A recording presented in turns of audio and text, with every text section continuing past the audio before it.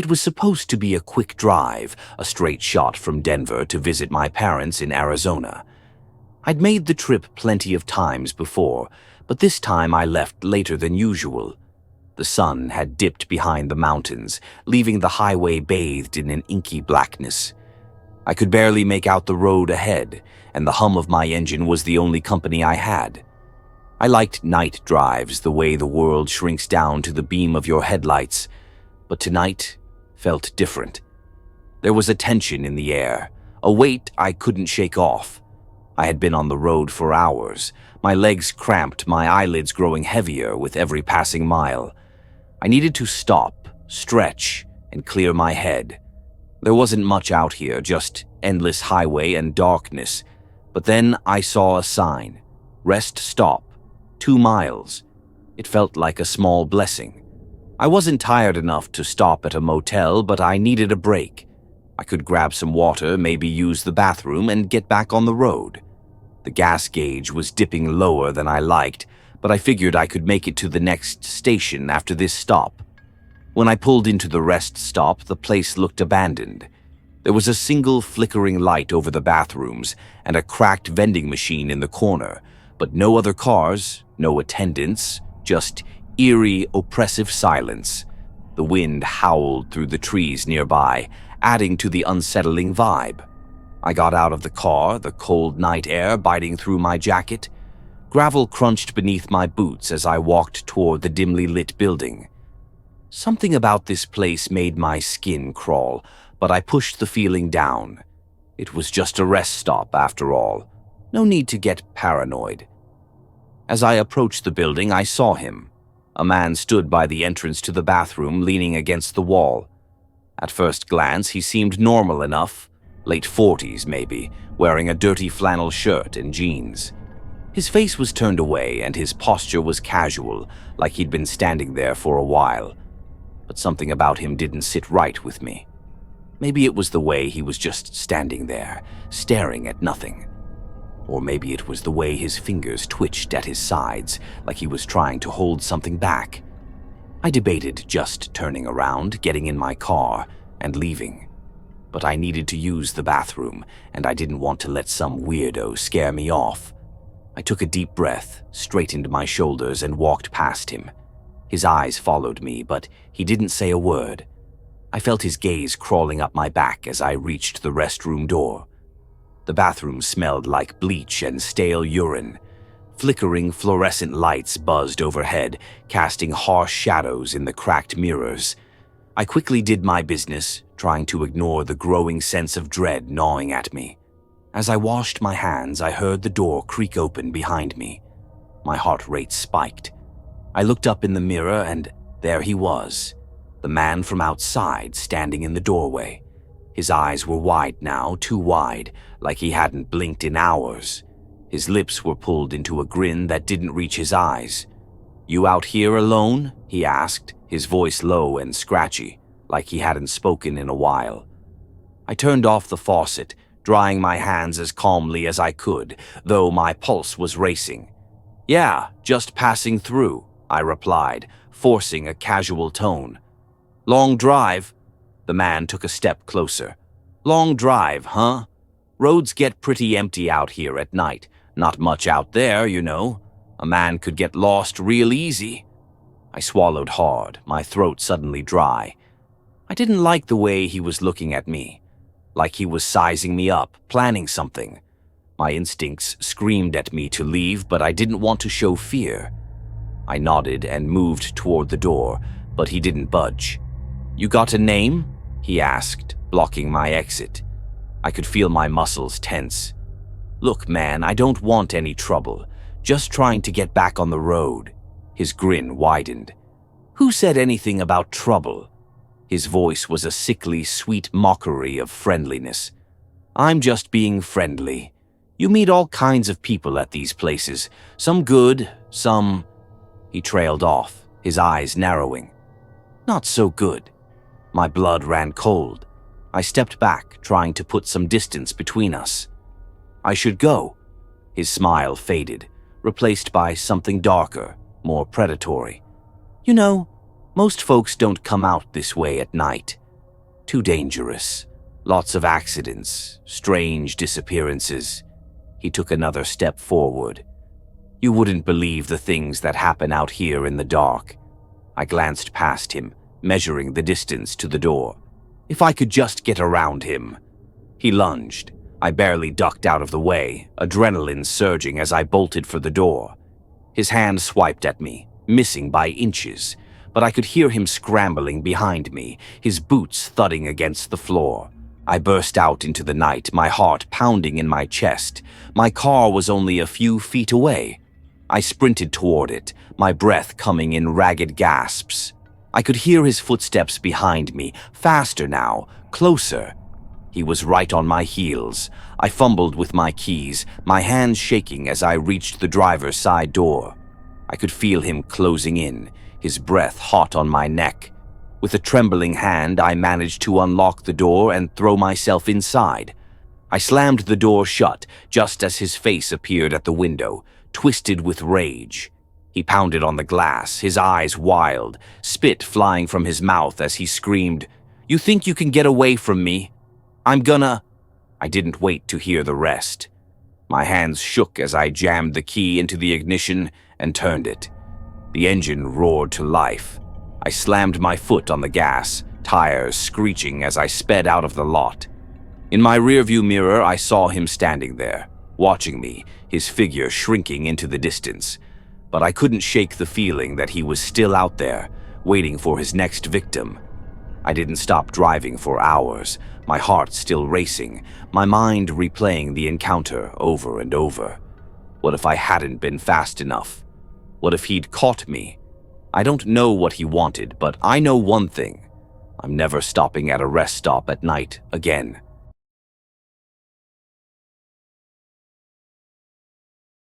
We were on our way to see one of our favorite bands play in Austin. It was supposed to be the perfect road trip. Me, Kyle, Jake, and Sam, 4 best friends packed into my beat-up Honda Civic, blasting music and joking around. We'd been planning this trip for months, talking about it every weekend. The concert tickets, the Airbnb, the 3-day escape from the grind. It was all we could think about. The drive started off like any other. Lots of laughs, fast food, and endless playlists. We left San Antonio around 8 p.m., figuring we'd make good time and be at our rental by midnight. But as the miles stretched on, the dark highway became more isolating. The landscape was flat, desolate, nothing but stretches of desert and the occasional lone gas station blinking in the distance. We hadn't seen another car for a while. By the time we were an hour out, the excitement had worn off. The car had fallen quiet except for the low hum of the engine and Sam snoring in the back seat. Even Kyle, the usual life of the party, was just staring out the window. "We should stop," Jake said, glancing at me from the passenger seat. "Stretch our legs, grab some drinks." I checked the clock on the dash. "Yeah, sounds good. Next rest stop?" Kyle leaned forward between us, grinning. "Maybe we'll meet some weirdos. Isn't that what always happens in horror movies?" I chuckled, trying to shake the creeping unease that had been building since we left. "Yeah, we're definitely about to end up in some low-budget slasher flick." A few miles later, we saw the sign, "Rest Stop, 2 miles." The flickering lights of the stop appeared like an oasis in the dark, and I pulled off the highway. The place looked older, run down. 2 streetlights were out, leaving most of the parking lot shrouded in shadows. A single dim bulb illuminated the entrance to a restroom building, and a row of vending machines stood nearby, their plastic fronts scuffed and faded. "Looks sketchy," Sam mumbled, waking up as the car stopped. "But I'm about to explode, so I'm not complaining."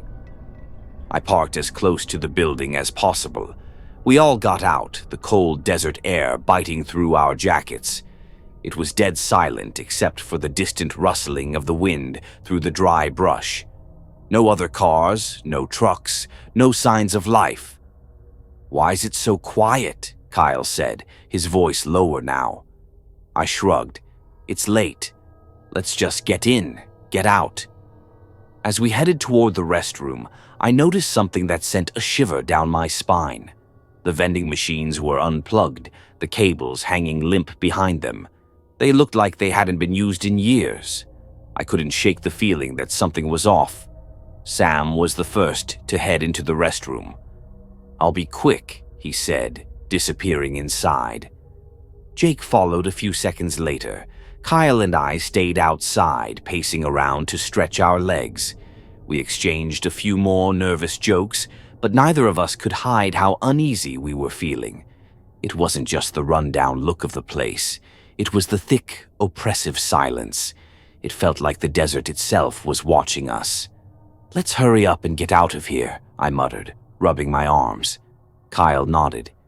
"Yeah, He stopped mid-sentence, his eyes locking onto something behind me. I turned, my heart suddenly hammering in my chest.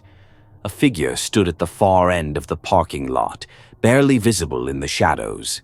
At first, I thought it was a mannequin, a trick of the light. But then it moved. Slowly, deliberately, it stepped forward, coming into the faint glow of the streetlight. It was a man, or at least it looked like one. He was tall, gaunt, wearing ragged clothes that hung loose on his skeletal frame. His eyes, wide and unblinking, were locked on us. His mouth was twisted into an unnatural grin, the corners stretching too far as if his face was being pulled apart. Kyle stepped back, grabbing my arm. "What the hell?" I couldn't speak. My throat had gone dry. Every instinct screamed to get back in the car, to leave, but my legs felt like they were rooted to the ground. The man started walking toward us, his movements jerky, like a puppet being yanked on strings. "Kyle, we need to get Jake and Sam," I whispered, barely able to get the words out. We both spun around and bolted for the restroom. I threw open the door and found Jake washing his hands, looking at me in confusion. "What's going on?" "Some guy's out there," I gasped. "We need to leave. Now." Sam came out of the stall, his brow furrowed. "What guy?" Before I could answer, we heard a noise outside, a scraping sound, metal against concrete. The three of us froze. The sound came again, louder this time, closer. "Is that a knife?" Kyle whispered, his face pale. The door to the restroom creaked open slowly.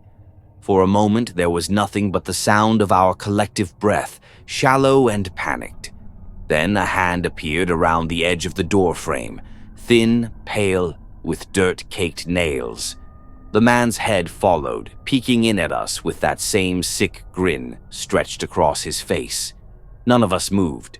We were trapped, nowhere to run but deeper into the bathroom. "Hello?" the man rasped, his voice like sandpaper scraping against stone. He stepped fully inside, his body swaying unnaturally as he moved.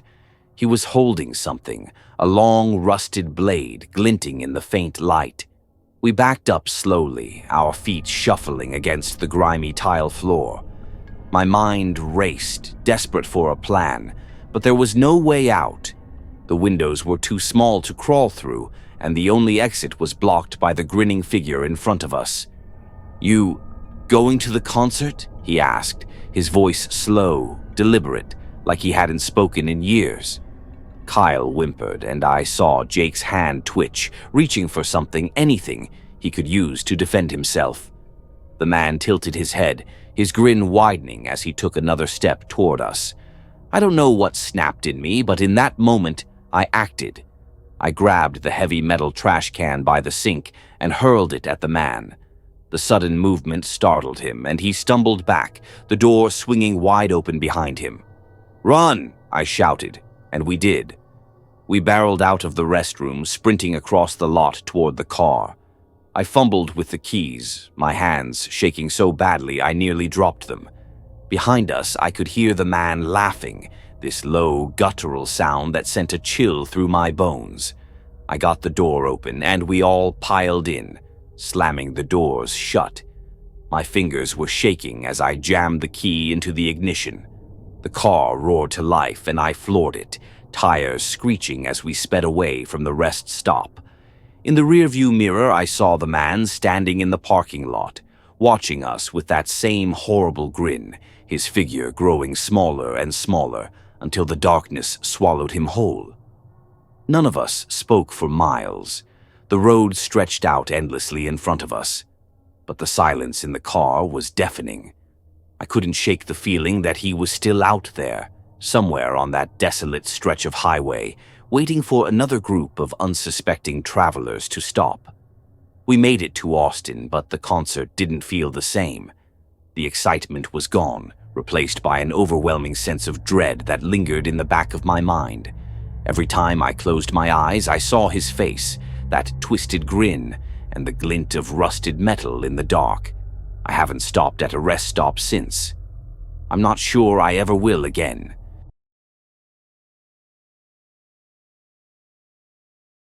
The trip was supposed to be a romantic getaway.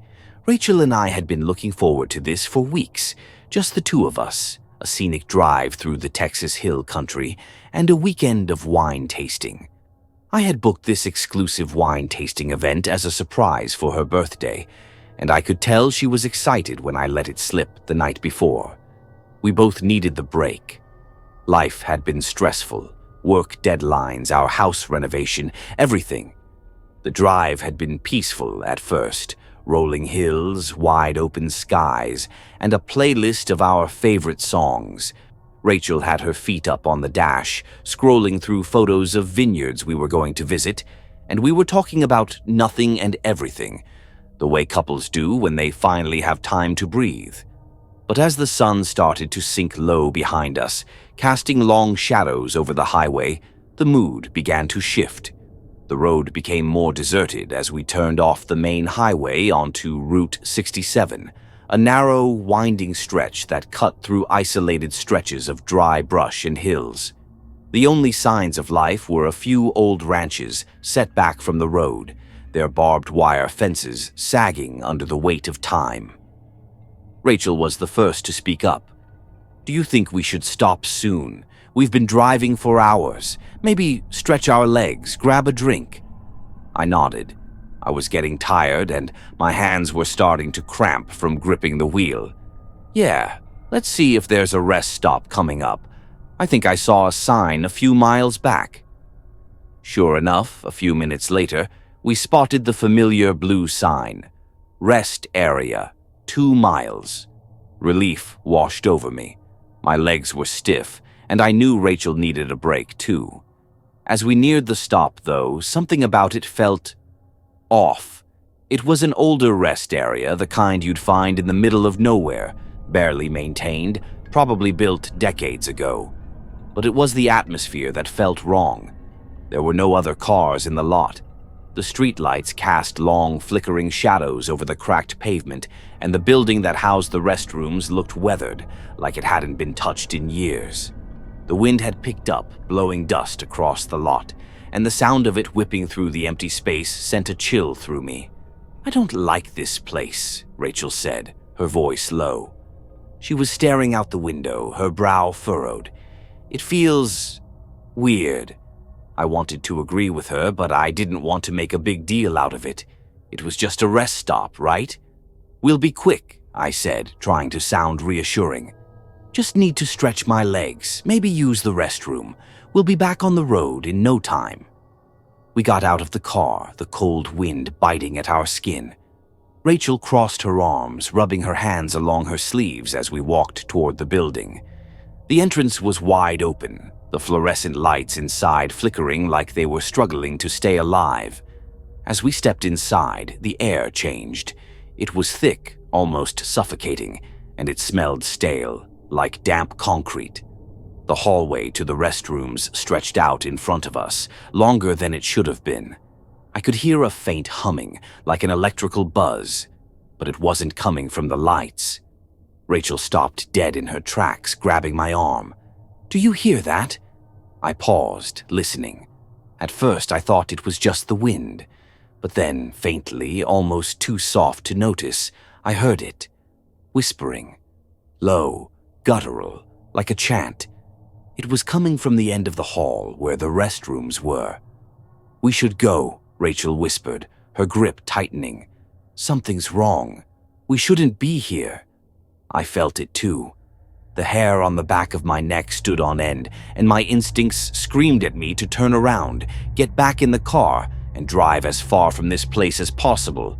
But I forced myself to take another step forward, feeling foolish. "It's probably just some weird acoustics," I said, though my voice sounded hollow, even to me. "Let's just use the bathroom and get out of here." We continued down the hallway, the whispers growing louder with each step. I tried to convince myself it was just the pipes or some distant wind howling through the building, but deep down I knew that wasn't true. When we reached the door to the men's restroom, I hesitated.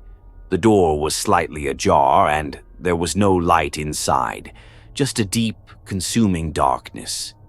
I took a breath, pushing the door open wider. The second it swung open, the temperature dropped. It felt like we had stepped into a freezer, the air so cold it stung my skin. I peered inside, but the dark was so thick it swallowed everything. No sinks, no stalls, just blackness. And then, in the middle of the room, I saw movement. At first, it was subtle, just a shadow shifting. But then it took shape. A figure hunched over, its limbs too long, too twisted. It was facing away from me, its back arched unnaturally, head bowed like it was waiting for something. My heart pounded in my chest, and I couldn't move. Suddenly, it turned. Rachel screamed. Its face, if you could call it that, was grotesque, stretched and distorted, with hollow eyes that glowed faintly red in the dark. Its mouth hung open, jagged teeth gleaming as it whispered, louder now, like it was speaking directly to me. The words didn't make sense, but the meaning was clear. We weren't supposed to be here. I grabbed Rachel's arm and yanked her back toward the hallway. The thing moved, faster than I could have imagined, its limbs skittering across the floor like a spider, crawling toward us. I could feel the icy breath of it on my neck as we stumbled out of the building and into the night. We ran to the car, my hands shaking as I fumbled with the keys. Behind us, I could hear the sound of the door to the rest stop slamming open, but I didn't dare look back. I finally got the door open, and we threw ourselves inside, slamming the doors shut. I jammed the key into the ignition and floored it, the tires screeching as we sped out of the lot. As we pulled back onto the highway, I glanced into the rearview mirror. The rest stop was already fading into the distance, but for a brief second, I saw it, standing just at the edge of the lot, watching us. Its red eyes burned through the darkness, searing into my mind. Neither of us spoke for a long time. Rachel sat curled in her seat, shaking, and I kept my eyes glued to the road, my heart still racing. The highway stretched on endlessly in front of us, but the terror clung to me like a weight I couldn't shake. We made it to the wine tasting the next day, but we never talked about the rest stop. We tried to enjoy ourselves, but there was always this shadow hanging over us, a cold dread that followed us even in the daylight. We haven't taken a road trip since, and I know deep down that whatever we saw back there, it's still waiting. It's still out there on some forgotten stretch of highway, whispering in the dark, waiting for the next unlucky travelers to stop.